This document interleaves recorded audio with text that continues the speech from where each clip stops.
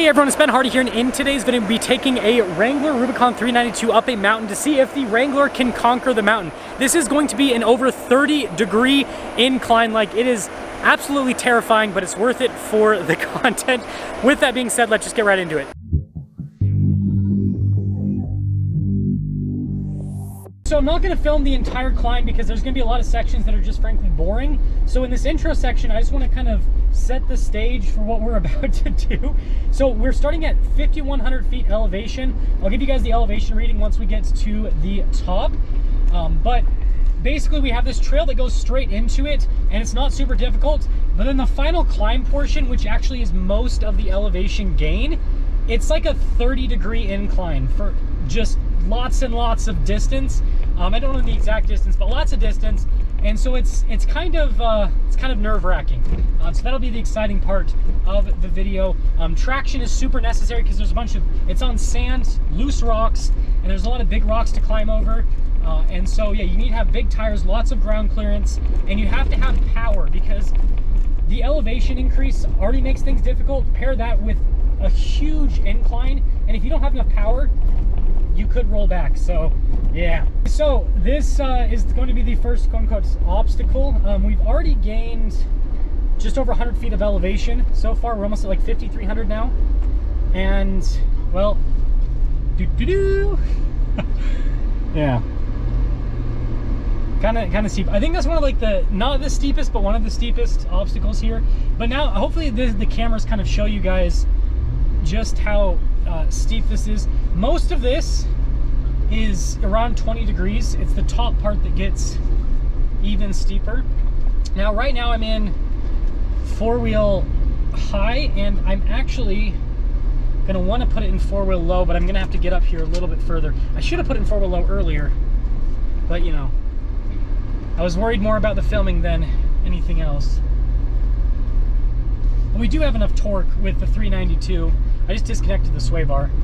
We do have enough torque with the 392 that we should be fine. There is a flat spot up here, but yeah, it's, so we're starting in a second gear, so we're gonna pop it into first so we get more torque.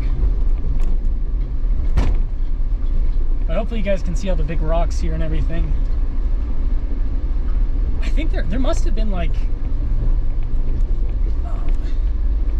we had a lot of snow this year. There must have been like an avalanche or something. Yeah, good thing we have enough ground clearance. Like some of these rocks, I mean, we would have destroyed the front ends on some vehicles. And the thing is, they're also all super sharp. Makes it fun. Man, I love the fact that this thing is so torquey, because it makes this so much easier. So I don't know how I'm gonna do this, because you have to be rolling to get into four-wheel low. Let me see if it'll let me.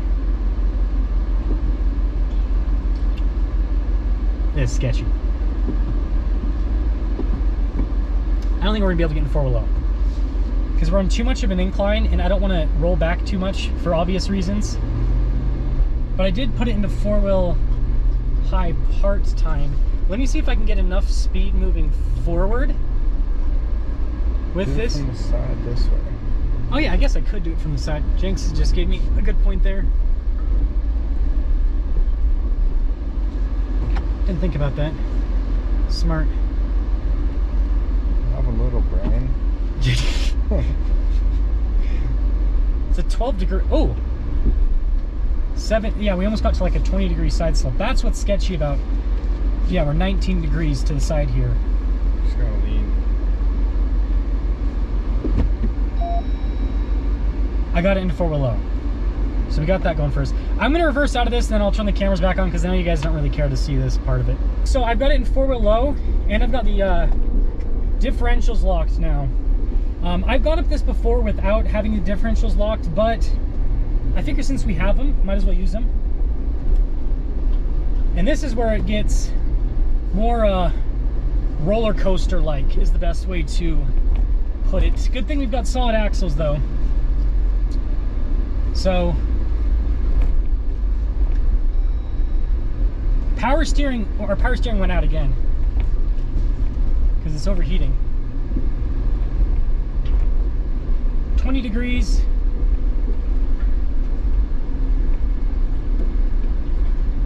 Why is it starting in second? Yeah, we're basically 30 degrees now for this last part.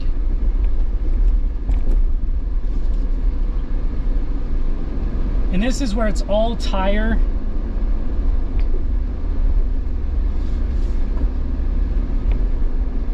And you need power.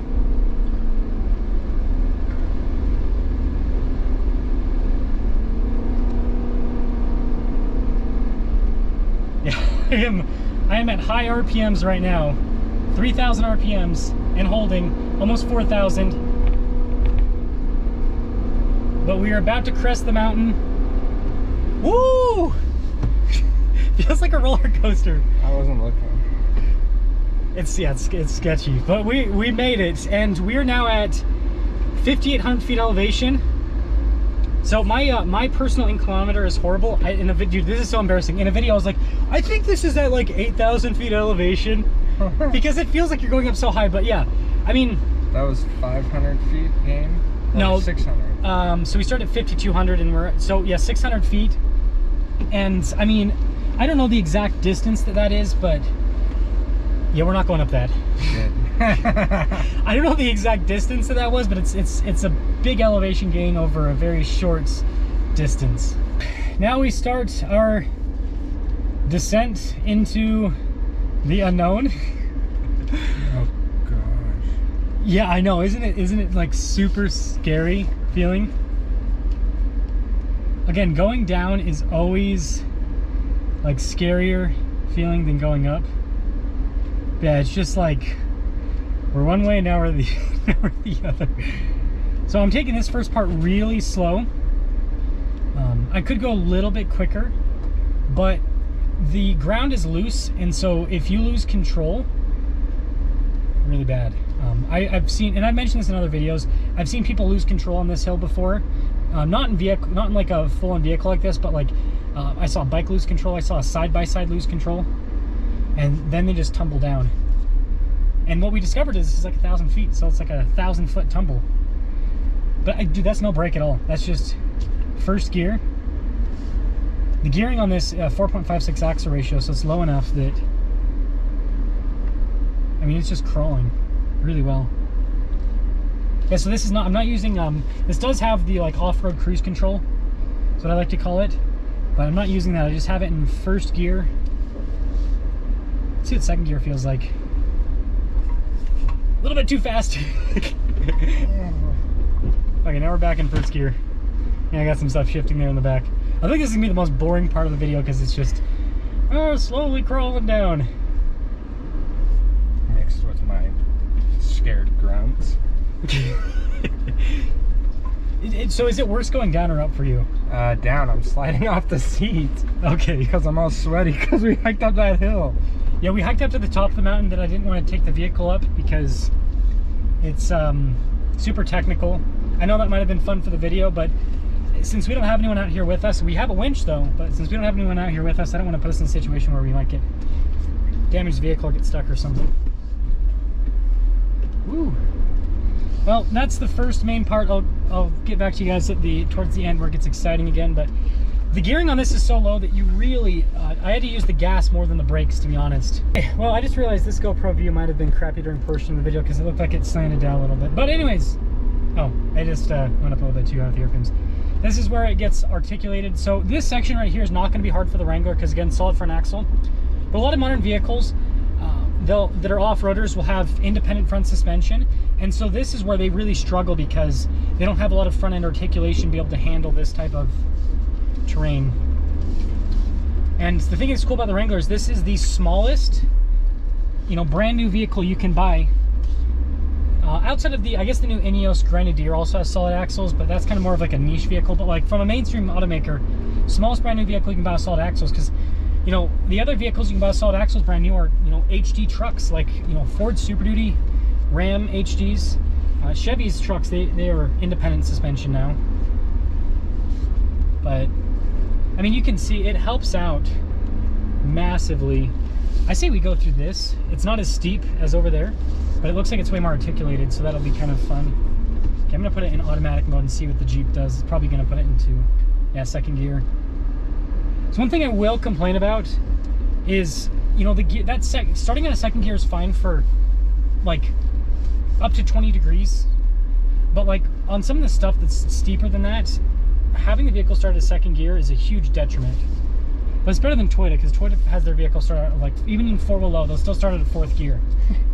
It's like, I had the 4Runner, I was climbing up that thing, and I got bogged down so bad. I was like super scared. I was like, I'm gonna die. I was like, why is this thing losing power right before I'm about to crest the top? And it's like, oh, it's in 4th gear. But yeah, I mean, you guys can see the Wrangler handled that mountain super, super fine. I will say, that mountain is best done in terms of, like, the maneuvering at the bottom portion right there is harder in like a pickup truck, but the top portion is way better than a pickup truck because longer wheelbase, you just feel more stable, whereas this, right, it doesn't feel as stable because of the shorter wheelbase. But grip was fine, all of that. I will say the Wrangler kind of, again, because the shorter wheelbase bounces all over the place a little bit more. So I still think the vehicle that I've liked the most up that is my Gen 3 Raptor that I had. The 37-inch tall tires obviously had tons of ground clearance, but the longer wheelbase on something like that made it feel super stable.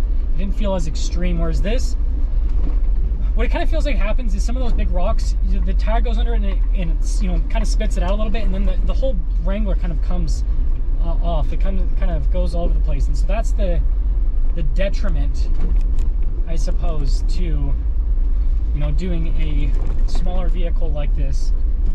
But let me know, guys, let me know your thoughts, and let me know if you guys want me to test more vehicles on the mountain. Maybe I should put like a little picture of Thor Bjornsson on the thumbnail from Game of Thrones.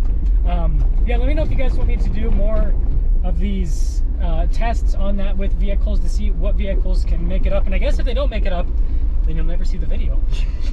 That got dark fast. But anyways, that'll sum things up, I guess. So I've decided to add this bonus clip in. I totally forgot to get a thumbnail when we were doing the driving up, so I just drove up this other trail. I will say I did kind of miss out on getting some cool content because I'm in 4-wheel high, and I literally just gunned it up that dirt hill. And yeah, it was kind of scary, but also kind of fun. And that's one of the cool things about the 392 is it has the power to be able to do that. Like, you can actually go pretty...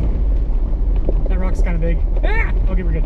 You can actually go pretty quick with this thing. We actually, you guys can probably see we've got the top open. That's one cool thing about the One Touch, is that you can just open and close it super easy. And also the audio is probably horrible in this because we've got the windows open, so the wind noise too. It's probably not the greatest.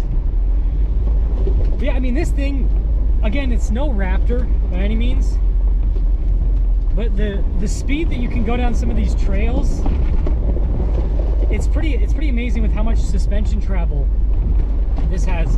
What I will say is once you get full compression and you hit into one of the axles, man, solid axles, they are just transfer straight across, and it's a bumpy ride. But I will say this does kind of, because of how capable this is with crawling, and because it's decent at like middle speed off-roading, it does somewhat shrink the world in a sense that you can just get from one off-road location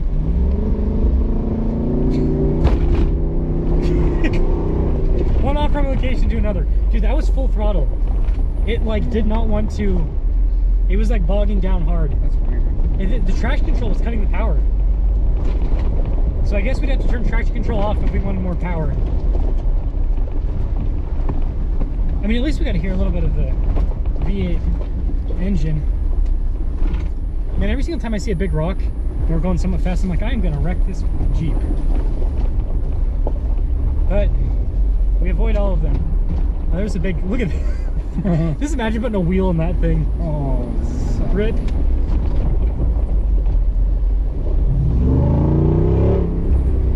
Yeah, there we go. I guess that's the cool thing about having the top down, is you can really hear the engine.